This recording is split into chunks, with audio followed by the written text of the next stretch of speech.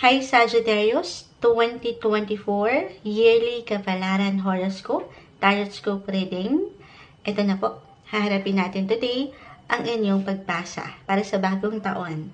You can share this with your Sagittarius friends and family, jowa, shota, or ilang taong malapit sa inyong mga puso na Sagittarius rin at mahilig makinig sa kanilang mga horoscopes. Feel free to share this video reading guys para sa kanilang gabay na mensahe for this new year 2024. Okay, so one zodiac sign at a time lang po tayo. I know para sa ilan na nag-iintay, pero malapit-lapit na rin naman, nangalahati na tayo. At ito na nga, harapin na natin ang mga Sagittarius ngayon. So, itong ilang deck of cards po na ating gagamitin ay aking muna pong ilalagay sa gilid. Tayo'y live na live pa rin. Usually, ganito na yung setup natin sa ating YT.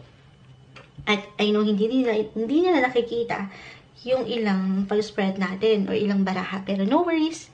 Kaya nga po ating itong inire-record ngayon para sa ilang hindi makaantabay sa pa-live ni Moonshot. Okay. So, Sagittarius, 2024. Hingi tayo ng ilang mensahe para sa inyo, guys. Sa mga taong maaaring makapakinig nito, ngayong bagong taon, anong maiwan natin para sa kanila? Sagittarius, 2024, message. Sagittarius, ayan, agad-agad ha. No worries, guys, kasi bago pa man po tayo mag-start ay sinashuffle natin mabuti ang bawat deck of cards na ating gagamitin. Ayan, mekos-mekos na tayo magsalita bilang pangalawang reading to today. Kanina, hinarap rin natin ang mga Scorpio. Ayan. Sagittarius, spread muna po natin. Medyo marami sila. Uy, pinakauna talaga, the world. Ayan, binaliktad pa ni Moon siya. The world. Okay. Three of Swords, guys. Six of Pentacles. Parang ganito yung ilang bagay-bagay. Kanina, kahit pa sinafal natin mabuti to. Okay, the Devil is in reverse. Ito, hindi kailangan katakutan. Mensahe gabay lamang po, Meron lang po yung kalakip na mensahe. Pero yung unang magkakasunod talaga, bilang magkatabi lang kayo ng Scorpio, may ilang kapareha. Parang naalala ko sila sa reading kanina. But anyway, ito lang muna ha. Mamaya mag-add pa tayo. Ayan. Parang naulan or naambon. May blessing agad-agad. Claim na natin yan para sa inyo, Sagittarius. Na-mention ko na yung the world. Unang-una na. Sa higit na practical, bilang kayo po yung mga Sagittarius. Ayan. The world. So, ayan na. Alam nyo na yan. Merong pag-travel. Patuloy na movements ngayong darating na bagong taon sa inyo. Kahit sa simpleng ideya or pagpaplano ito, pero may pag-highlight pa rin sa inyong pagbiyahe. The Chariot. Dulo sa dulo. Okay. So, ito. The Devil. Puntahan natin to. This one is in reverse. The Six of Swords. Unahin ko na. Ito, just only take what resonate, guys. Kahit pa, pare-pareho kayo ng sign. Sa realidad po, ay magkakaiba tayo ng tinatahak sa ating buhay. Magkakaiba ang bawat isa ng posisyon, sitwasyon. Okay, wag natin ipilit yung ilang bagay-bagay na alam natin hindi para sa atin. Pero ngayong 2024, Sagittarius, maaring isa, okay, sa inyong higit na pagtuunan ng pansin this year ay ang sektor ng inyong kalusugan. Eto, excuse me po, reminder lang po na hindi isang medical advisor ang Moonshot, okay? Simpleng tarot card reader lamang po tayo. Pero, dalawa lang ito, guys. Maaring kusa rin talaga itong aangat sa inyo eh. Ayan umaambon na. Isipin na lang natin ay sana hindi lumakas masyado para mailaban natin ito today. Okay. Background music ang ulan. May blessing. Okay. Pero ito, maaring dalawa lang itong nakikita ko rito when it comes to your health. Kumbaga, kusa rin ng mga angat, nabigyan nyo ng extra focus ang inyong mga sarili, ang inyong kalusugan. It could be about your mental or physical health, or maybe, hindi lang po ito kusang aangat. For some of you, maaring isa talaga itong mensahe na mahalaga nyong marinig. Kasi para meron na kayo ditong papakawalan, the devil ay narito. Ito yung unang message na nakikita ko dito, okay? Check in on your health. This is a good year to do a general or medical check-ups or ang magpatingin, magpakonsulta sa profesional, especially kung meron talaga kayong nararamdaman, okay? Or iniinda, visible na iniinda. Listen to your body, guys. Sa pagkakataong ito, tanging kayo po ang higit na makapagsasabi. Pero, hindi kailangan laliman yun, okay? Kahit sa simpleng pakiramdam, lahat naman tayo ay nakararamdam. At ayan, may langgam. Okay. Okay, ano to, Moonchild? Pero sa true lang, kapag inunahan mo na to, Sagittarius, kumbaga, ngayon pa lang ay tutulungan mo na ang iyong sarili. Magpapalakas, magpapagaling, health-wise. Pagdating man ito sa iyong fitness, exercise, or pagdating sa inyong mga kaukulang diet, parang message kay Moonchild ito. Idamay niyo si Moonchild dito, pero meron pang improvement. Meron tayong improvement na nakikita. Kung, ulitin ko guys, kasi dito merong pag-let go, inyong tutulungan ang inyong mga sarili. Merong improvement. I-claim na po natin to. Kasi, I feel dito na mas, mas angat yung awareness, magiging aware kayo ngayon ng higit in regards sa part na to, sa sektor na ito. Kaya marahil, ito rin yung message, na panatilihin po yung pagiging present ng inyong balance, na hindi madali, pero as a Sagittarius, kakayanin mo, physically and mentally. You're in good health, Sagittarius. Actually, kung meron talagang visible, the Three of Swords ay narito. Kita mo naman may ilang sugat ang kanyang puso, regardless. Pero it could be emotionally, mentally, physically, as I've mentioned, may pain. Hindi ko ito tatamisan. Pero ulitin ko, this is gonna be the best year actually rin for healing. Especially for those na meron na talagang pinagdadaanan or pagdadaanan sa isang punto ngayong bagong taon na hindi masyadong madali, hindi masyadong okay sa pakiramdam. I-claim na, kanina ba si Moonchild sa claim, i-claim na po talaga natin ito para sa inyo. Maging ano pa man ang katayuan mo ngayon, pero may ilalakas ka pa. Maniwala tayo na gagaling ka, okay? At mas magiging masigla. Ayan. Okay. So, ano pa bang ma-adapt natin dito? Sagittarius, lagi lang din po alalahanin, na ang lahat ng bagay ay mayroong dahilan. Walang ibibigay sa yung sitwasyon sa buhay, positive, negative, na hindi mo kakayanin. Kasi ito nga, the Three of Swords. Ito, sabi ko, hindi ko ito tatamisan, Napakaraming pwedeng iparating nito. Katabing-katabi niya ang the world muna tayo. For those who are in a relationship, pero nasa LDR, nasa malayo sa kaparehan, meron ditong, yes, I'll be honest, merong hirap, merong struggle, difficulty, na napaka-normal bilang hindi madali ang nasa isang LDR na sitwasyon. Pero kung the world is a great sign na mapangahawakan, merong success actually. So, matatabunan nyo itong ilang struggle na ito. I mean, hindi kayo pangingibabawan nung pain, nung pag-aalala, kahit sa simpleng tensyon. Okay? Lalo pa kung ito ang inyong mga puso. Or for some na nasa isang relasyon na parang may kulang or nakukulangan ng isa sa isa, Sagittarius. This is the best year para mapag-usapan ito. Kasi Three of Swords, dito rin natin ipapasok ang sektor ng komunikasyon. So, communicate with your partner. Sabi nga nila, wala namang problema or tensyon na hindi naidadaan sa mabuting usapan. Okay? So, walang hindi mo kakayanin. I-claim na natin yan. Positive lang. As a Sagittarius, positive naman kayo. Pero syempre pa, may mga pagkakataon na napanghihinaan din ang inyong pakiramdam.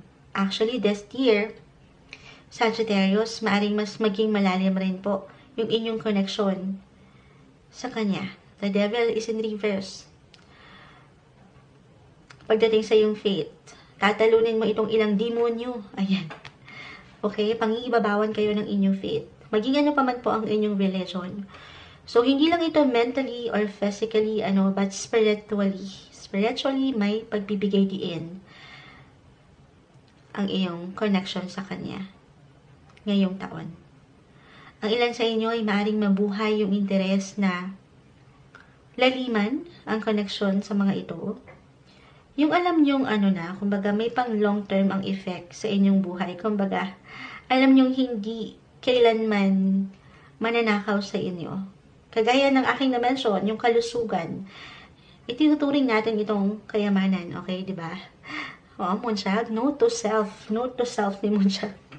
Parang payo kay Moonchild talaga rin ito, pero isang mensahe rin na mahalagang marinig ay, or maybe talagang mahalagang marinig ito para sa ilan, mas magiging bukas na kayo sa mga bagay na alam yung kumbaga makakatulong sa inyong personal health, patungo pa sa inyong mga personal goal, the chariot ay narito.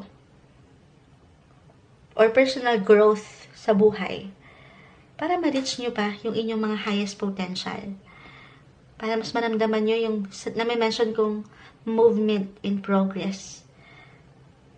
Kasi kapag naging klaro ka na, Sagittarius, at maging present sa'yo ng higit yung balanse sa sektor na ito, dyan na rin lalong papasok yung magagandang posibilidad para sa inyo ngayong bagong taon. Kasi totoo naman na kapag mapapanatili mo ang sarili na may balance when it comes to your health or health-related matters, maging ano pa man yan, if ever mag-apply rin sa'yo yung ilang aking na-mention, definitely, magiging mas handa ka or mas magiging maganda or malakas ang iyong enerhiya para magampanan itong ilang responsibilities and obligations na meron ka sa iyong buhay. Okay? So, parang ang dami na na-mention ni Moonchild. Okay. Sige. Add muna tayo dito ng ilang advice pagdating sa una kong ilang mensahe na na-mention for Sagittarius. Anong maiwan natin para sa kanila? Good night, Miss Macelia. Ayan, napatingin ako. Hello. Good night, Miss Macelia Flores. Pahinga na po. Ayan, live na live kasi tayo, guys. Hello kay Mr. Chonky Sarama, kay Miss Lani Rumbawa. Good morning, good night. Nasaan man kayo? Good evening. Okay. Sa ilang na-mention natin mensahe para sa mga Sagittarius, anong maiwan natin para sa kanila? Message. Exact message. Para sa mga Saggy this year, 2024. Sagittarius. Okay. Perfect timing. Perfect timing para higit mong bigyan ng prioridad. Prioridad mo siya. Mekos-mekos na guys. Walang edit-edit na to. Diretsahan upload to. Perfect timing. Para bigyan ng prioridad ang iyong sarili. Physically, mentally, emotionally, spiritually, yung buong ikaw. Ayan. Perfect timing. Compromise? No. Bakit no? Compromise, sasabay. Balance, sasabay. Haring meron ka ditong i-reconsider or i-considera mula sa ilang pwede mong options or choices. Kasi the chariot ay narito. Meron kang ilang pagpipilian rin. At syempre, pipiliin mo yung puting kabayo. Puting kabayo. Hindi. Kumbaga, kung saan alam mo ay higit kang makabubuti. At sabi ko nga, patungo pa lalo sa iyong growth. At hindi ka nahihirapan or hindi ka nasasaktan. Syempre, pipiliin mo yung landas. Sasabay ka sa landas na kung saan andun ang kaalwanan. Andun yung comfort and security sa iyong buhay. Health-wise man ito or life in general. Tayo po ay general message. Sasabay at sasabay. Okay? And no dito sa ilang demonyo. Sa ilang unhealthy patterns, unhealthy people, unhealthy negative people. Ayan. Okay, dyan tayo magno-no. Maring yung ilan, tayo ay iba-iba pa rin ng paraan. I know, kailangan yung manlaban dito. Umiwas kayo sa ilang alam yung hindi makabubuti sa inyo. Isang relasyon man ito, isang tao, posisyon, Alam niyo yun? Or kahit sa simpleng mga bagay, sabi ko nga, yung mga dapat yung iwasan. Yung mga unhealthy habits, unhealthy foods. Ayan. No, alam niyo na yan sa inyong mga sarili. Okay? Okay, so, ayan. Gumamit tayo dito ng astrology dice, guys. Bilang, bilang may nagchat-chat. Okay. Sagittarius, ay tayo ng ilang message para sa inyo. Bago natin makalimutan ito madalas ko nakakalimutan na huli. Pero astrology dice for Sagittarius 2024. Okay. Ikaw na ikaw to, Sagittarius. The 9th house. Sign of Libra. Tama ba? Oo, Libra. 9th house. And, ito ay, mekos-mekos na sa isip. Para tong, hindi ko nagkakamali. Baka nagkakamali tayo. Check ko. Halos kasi pareho sila. This is Neptune. Planet Neptune.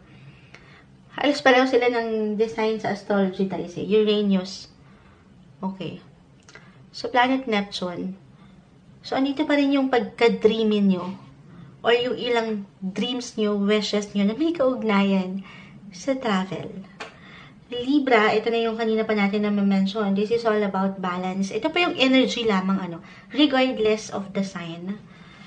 Pero Sagittarius, 9th house in astrology, ay kayo, Sagittarius, na ang perfect. Para sa inyo talaga to. So yung Neptune, higit kayong magiging, yung kumbaga yung pakiramdam nyo rin. Sabi ko nga, spiritually, yung connection nyo sa kanya, at itong ilang mga pangarap niya pa. O isang indikasyon rin na pagtuunan nyo. Okay, ito additional lamang po. Kasi Planet Neptune yung dreams lang to Yung sa mas practical, kung meron kayong, kasi baka hindi lang kayo malalim makiramdam, pero magiging malalim din yung ilang mga panaginip nyo this year sa inyong pagtulog. So, kung nanaisin, ay okay, mag-take kayo ng notes, mag-take down kayo ng notes, Sagittarius, kasi baka meron kayong mabuo na something, istorya, senaryo, at merong ilang aral doon, or may ilang ganap. Kasi diba may tendency na kapag nanaginip tayo, nakakalimutan natin paggising. So, maaring, every time na managinip ka this year, lalo pa kung medyo malalim, kahit sa mga CP nyo lang, tapos, minsan pagtagpi-tagpian nyo yung storya, yung ganon. Okay, additional lamang po. Sige, add pa tayo ng ilang messages gamit ang tarot pa rin. Bilang parang nice ko pang mag-add. So, parang nasa nauna ni Moonchild i-mention yung health-wise. Actually, the Empress ay narito. Sige, mamaya ko na i-mention. Baka, meron ba tayo makita? Add ko yan. Okay. Sige. Para sa mga Sagittarius 2024, ano pang ma-add natin para sa kanila? Message. Sagittarius 2024, anong maiwan natin para sa kanila? Message natin sa mga taong maaaring nakapakinig nito.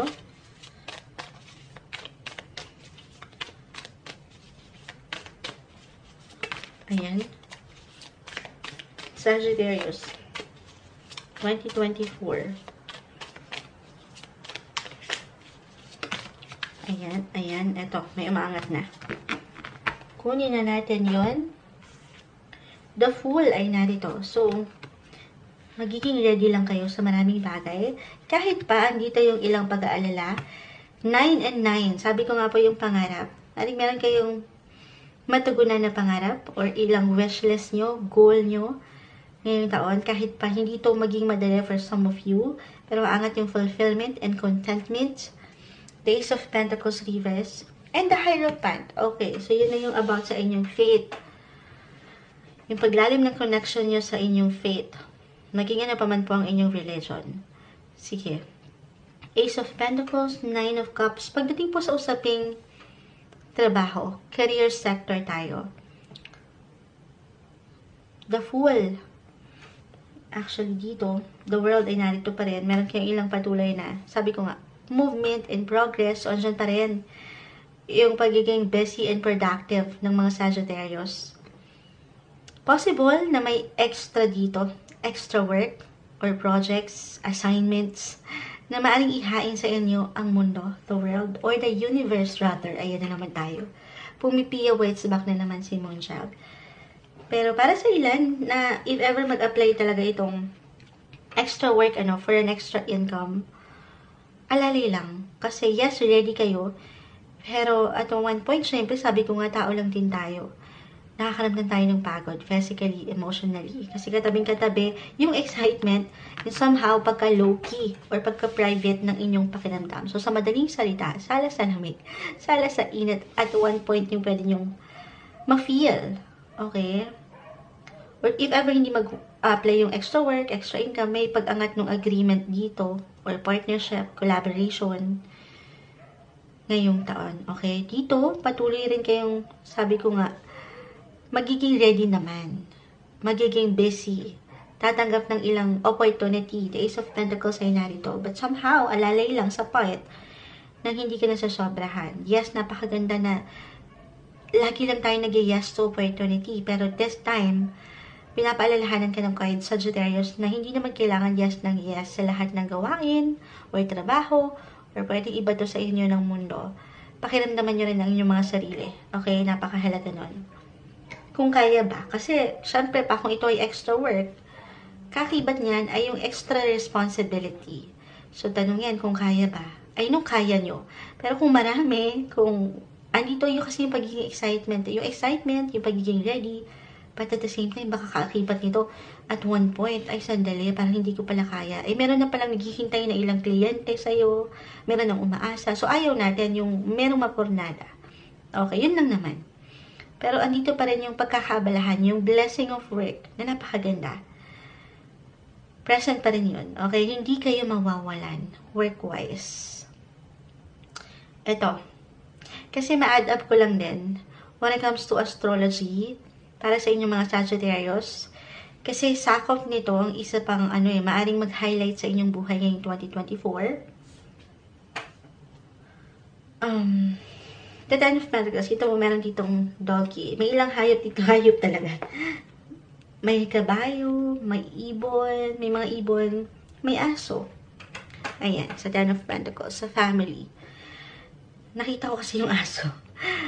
I-add ko to kasi isa sa mag-highlight sa inyo this year, 2024, Sagittarius. Sabi ko nga, ay may kaugnayan sa inyong mga pets. If ever lang po, okay? Para sa mga may alagang hayop. Pero, possibility dito sa aking may iwan ay mas mapapalapit kayo sa kanila ngayong taon or sa kanya. Okay? Or maglalaan kayo dito ng extra concern and attention sa kanya. Maybe for some of you ay na rin, natural pet lovers na at maaring para sa iyo ngayong taon ay mag-iiwan ito ng kumbaga matatawag mong big contribution sa iyong buhay. Sabi nga nila, especially dogs and cats can reduce stress, anxiety, and also depression. If ever meron ditong ilang messages ko na mag-apply sa inyo, mentally, emotionally this year, kaya umangat yun na sobrang nakarelate, astrologically speaking lamang po, isang mensahe yun for some, na why not, mag-adapt na kayo ng doggies. Okay? Okay, so sige, add muna tayo ng ilang words doon sa ilang kong na-mention about your career. At yung na-add ko, ayan. Compassion. Oh, compassion. Yung pagiging talaga. Yung mahabagin yung puso. Ayan, yung mga malalambot yung puso na parang angat ngayon. Hindi lang sa tao. Yung puso nyo, andito yung puso, kahit pa merong hinagpis, na napaka-normal. Merong lungkot minsan. Pero angat pa rin yung puso nyo. Hindi lang sa tao again, pero sa pets, kung meron man kayo. Sa mga, yung pagiging makatao at makahayop, okay? Nagbabalance dito yung kagustuhan nyo ring makatulong or makapagbigay sa abot nyong makakaya. Motivation. Sa buhay karera, yung kaninang nabasa natin, sabi ko nga, very ready kayo. Dito yung excitement na matugunan, maharap lahat ng pwedeng ibato sa inyo ng world or the universe. Andito pa rin yung init. Sa inyong pakikibaka, sa inyong patuloy na hinaharap sa buhay paggawa. Na ang ganda. Okay? Okay. Sagittarius. Kung aking i-relate ang mga bagay-bagay dito, parang napag-usapan na natin ang halos lahat. Tama ba? Health, career, travel, at ito na. Siyempre, hindi tayo, papahuli. So, usaping relasyon, pag-ibig. First singles muna tayo bilang the fool ay narito. Ayan. Parang lang, andito yung parang freedom and yun na pwede nyo maramdaman pa rin. Singles, pero sa totoo lang, 2024, the Empress ay narito. For some of you, just only take what resonate pa rin. Maaaring maramdaman nyo na parang, yan, Moonchild. Suddenly, it's magic.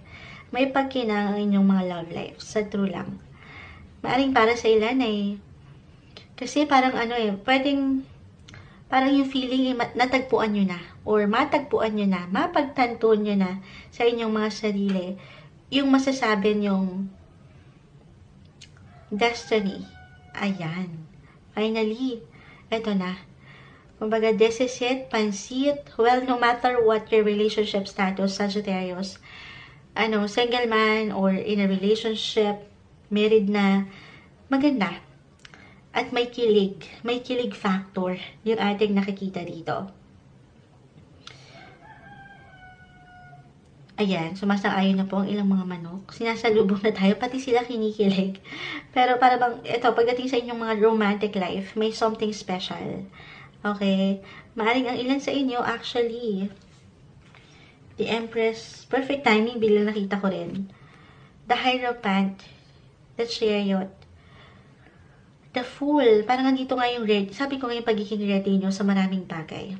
So, hindi posible. Maaring ang ilan sa inyo ay makatanggap ng love or even marriage proposal this 2024. O di kaya naman, para sa ilan, lalo pa kung pinagtibay na po kayo ng panahon, at ng ilang pagkakataon sa inyong relasyon, maring makabuo na kayo ng desisyon na mas laliman ang pagsasama at lumagay na sa tahimik. And speaking of makabuo, ito yung sabi ko na i-adapt ko dito sa usaping relasyon. The Empress, umangat din sa inyo guys. This is a sign kasi this signifies pregnancy. Hindi po isang medical advisor ang Moonchild, pero kita mo naman. Yung globe, ayan, ay nasa tiyan niya. May nakausbong. Okay? Again, just only take what resonate. Huwag nating ilaban single, para lang sa mga nasa isang relasyon at ready na. Then, hindi po imposible para sa ilan na mayroong baby blessing. If ever hindi to mag-apply sa iyo mismo, then maaaring ito ay may kaugnayan sa pamilya bilang katabing-katabi niya ang Ten of Pentacles.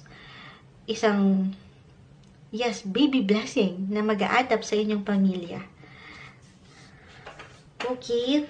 Sabi nga nila, there are always ups and downs talaga sa buhay. Lalo na sa sektor ng relasyon. Pero again, kung kayo naman po ay nandito na sa sitwasyon, kung saan ay pinagtibay na kayo sa inyong pagsasama. Ayan. Tiwala lang, okay? Sabi ko nga po. The Three of Swords. Sa mas dito, hindi natin tatamisan. Merong struggle, may difficulty, may pain sa mga puso. Pero, kapag yan ay nalagpasan, na pagtuunan, nabigyan ng atensyon, pag-uusap, dyan din po kasi pumapasok ang communication sector, kung aking i-relate astrologically, so napag-uusapan ang mga bagay-bagay. Communicate with your partner, attach, couple, usap lang.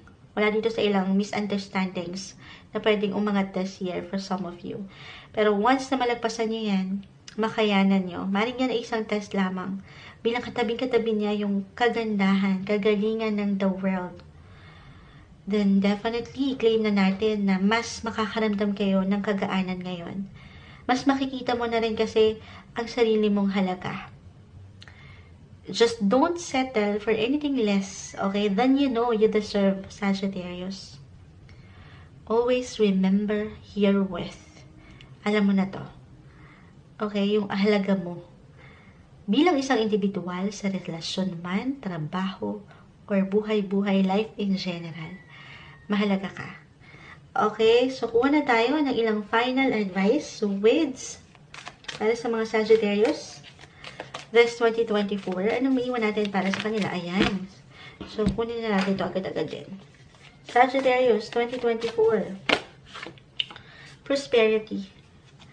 May kasaganaan, may kaalwanan. Ito, iba-iba tayo ng definisyon sa kung saan merong kayamanan, di ba? Kasaganaan, kaginhawahan. Sabi ko nga po kanina, hindi imposible na meron kayong wish list. Kaya naman yan kalaki, kaliit, na pwedeng ma-achieve, matanggap this year. I-claim na natin ito. Pero, sa realidad po, magkakaiba pa rin tayo ng hinaharap again. Pero, kung iyong ikukumpara, bilang ito po ang umangat sa inyo, kung ikukumpara natin itong mga galawan ng buhay, itong mga nakalipas na buwan sa inyong buhay, especially sa Sagittarius, then definitely merong improvement or even development. Mas magaan, kumbaga. Mas ma-handle nyo ang mga bagay-bagay. Financially, ito, prosperity. You will be financially covered. Hindi ka mawawalan bilang andito pa rin yung opportunity, yung work, yung blessing of work na napakaganda. I-claim, tanggapin na natin ito. Ipag-pray natin ito. A personal issue reaches resolution. If ever mag-apply for some of you yung tensyon, hindi man ito agad-agad may patungkol sa inyong kapareha. For single, ito ay maaaring mag-ugnayan sa ilang katrabaho or matatawag mong partner in crime, partner in business, or ilang taong alam mo yun, hindi mo masyadong nakatensyon. Ito hindi mag-a-apply sa lahat. Pero if ever meron man, ito ay merong solusyon. Hindi man ito total closure doon sa inaasahan mo. Kasi iba-iba ang tao. Iba-iba ang personalidad ng tao. Pero magko-close itong chapter na to. Sabi ko nga may pag-let go. Parang ito yung unhealthy people, unhealthy negative people sa inyong buhay. Hindi nyo na ito pahihintulutan pa this 2024. Dahil a personal issue reaches resolution. Meron at merong solusyon. At minsan, itong opportunity sa solusyon na ito, guys, ikaw ang higit na makapag-iiwan or makapagbibigay para sa iyong sarili. So, i-close, i-let go, huwag manatili sa ilang bagay, sitwasyon, relasyon na hindi na nakabase sa iyong mga, alam mo yun, hindi na nagsaserve sa iyong buhay. Wala nang purpose, kumbaga. Lalo pa kung nasasaktan ka lang or nahihirapan ka physically, mentally, emotionally. Know your worth. This year, 2024, Sagittarius.